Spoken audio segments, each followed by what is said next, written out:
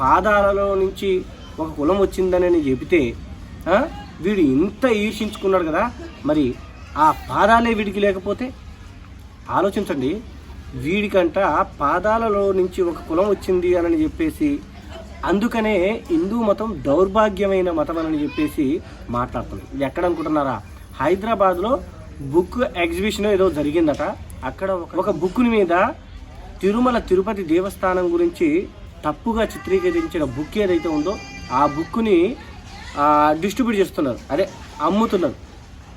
అది అమ్ముతున్నారని ఈ విధంగా తప్పుగా ప్రచురణ అయిన ఈ బుక్ని అమ్మటం ఏందని చెప్పి ప్రశ్నిస్తే ఈ పనికి మాలిన వెధవ, మళ్ళీ వాడి పేరేంటంట, వేణుగోపాల్ అంట.